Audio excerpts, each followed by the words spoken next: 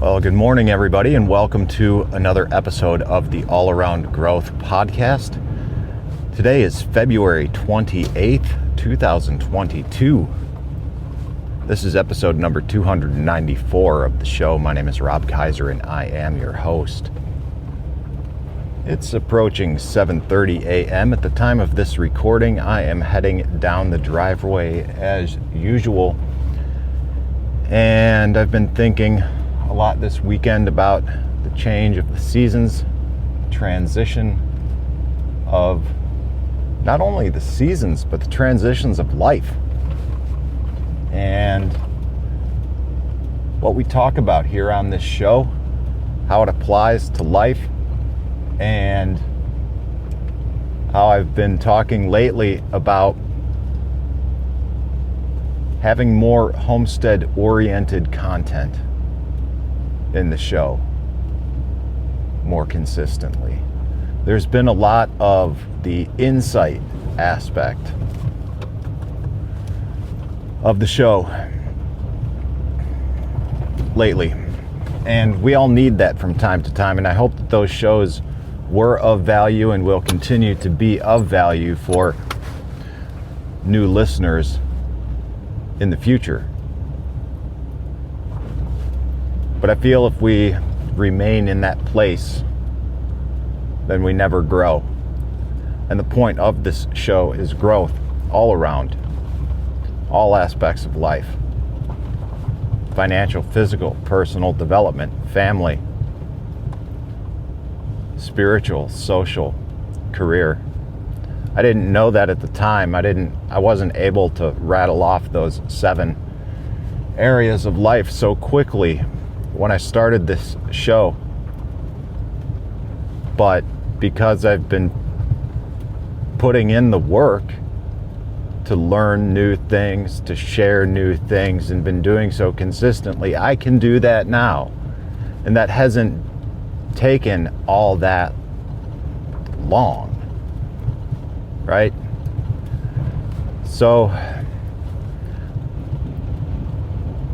as I think about this, and I share this little observation, I also think about why the show went the way that it did, with not resorting to, but reading these devotionals on the regular. And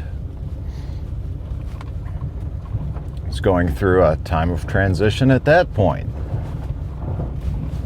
with my employer. A lot of change there, a lot of uncertainty, and devotionals of different kinds seem to be the best way to go about composing myself for the day, and also seemed like good fodder for content for the show.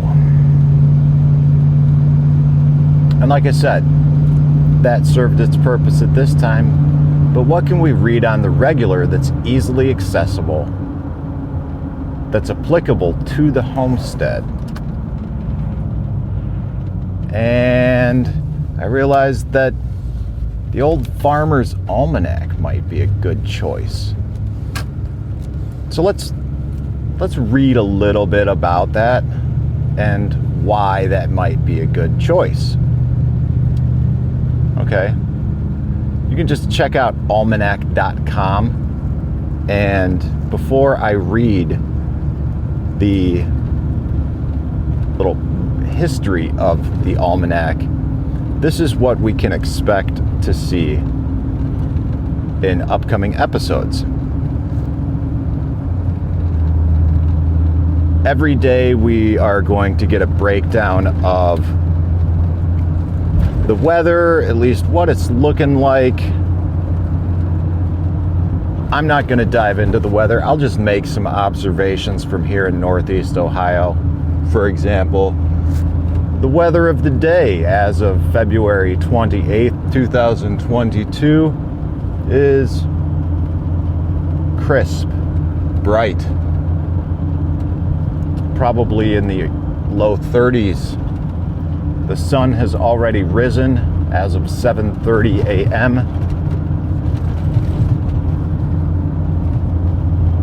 Not many clouds in the sky. It's a beautiful morning. We'll look at the calendar. Today is day 59 of 2022. We'll also look at moon phases, food, and that's about it. I'll take some more time and dig into that in future episodes, but I thought, well, why the Almanac? All right, why that? Well, since 1792, the Old Farmer's Almanac has spoken to all walks of life, planting charts for those who grow their own food, recipes for those who live in the kitchen, moon and sunrise times for those who watch the skies, and forecasts for those who don't like the question of weather left up in the air. The Old Farmer's Almanac is the oldest almanac in the country. Started when George Washington was president. And we're also proud to say that it is still made in the USA, which seems to be a rare claim these days. A new edition comes out every year by early September. You'll start to see it climb in a nonfiction bestseller list until it's number one in the Boston Globe and other newspapers. The Old Farmer's Almanac is the best-selling annual periodical in North America, sold coast to coast, and in the United States and in Canada. The latest edition can be found wherever magazines and books are sold, from local bookstores to Amazon to our web store. And I will link to where you can find the Old Farmer's Almanac in the show notes. And if you look back at the archive editions of the Old Farmer's Almanac, you'll see that the small book with its yellowish cover hasn't changed much. The words of the Almanac's founder, Robert B. Thomas, guide us still. Our main endeavor is to be useful, but with a pleasant degree of humor. Yes, each edition calculates the tides and times for fishermen, travelers, sailors, bookkeepers, beekeepers, gardeners, prognosticators, pollsters, politicians, cooks, and really anyone who walks the earth, including farmers. There are useful tools: sunset and sunrise times, weather predictions and planting calendars, moon phase dates and reference tables. But that's not all. The Almanac is also an annual treasury of facts, trivia, notions, puzzles, pleasantries and amusements, poems, and just about anything and everything. You'll also find the unexpected, such as stories about how to hypnotize a chicken and how not to rob a bank. It's really hard to capture what the Old Farmer's Almanac is all about. Life as we know it, past to present, the cycles of seasons. Perhaps it's best captured in the words of others. And here is a magazine article that seems to truly capture the essence of the Old Farmer's Almanac. I will link to that article. I'll link to this brief little snippet in the show notes. And if the Almanac is best captured in the words of others, then may it serve as a springboard for the words I have to share on this show, and the words that you have to share in your life as you utilize this content along with all the other content that you consume to serve as a springboard for talking points in your own life as you continue to engage with others, trying to navigate this interesting course we are all on in what often seems to be uncharted waters, though we've sailed them time and again.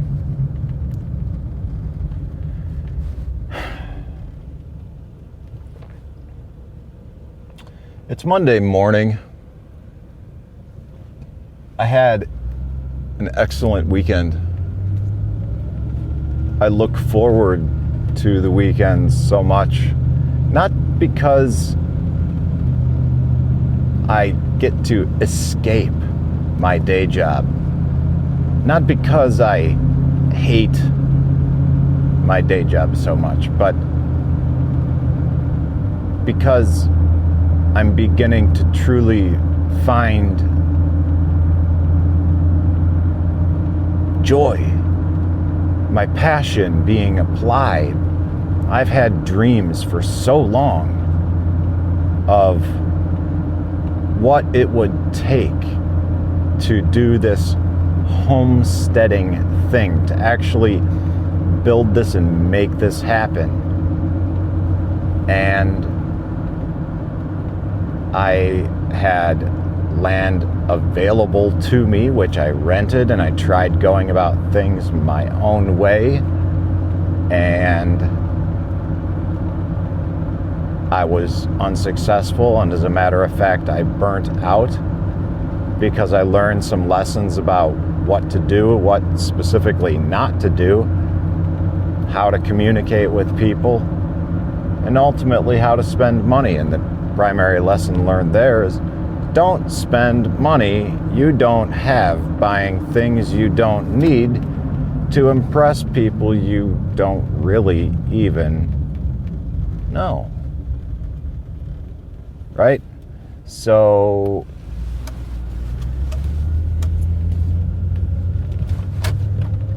that wasn't all that long ago. That was here. Oh, there's been so much transition and so much change in life. I feel like I've lived several different lives, and I feel like I'm on the cusp of writing yet another one. One of my goals this spring, on a real quick side note, was to lose a few more pounds. Because if I was able to reach this target number, that would put me at a place where I had lost 100 pounds. Now, my goal wasn't to lose X amount of weight. My goal was to simply be healthy, but over time, and in order to lose this 100 pounds, it took so damn long because I just sucked ass setting goals, and I did a terrible job of doing so. But once I finally figured out that I am the type of person that goals work for, and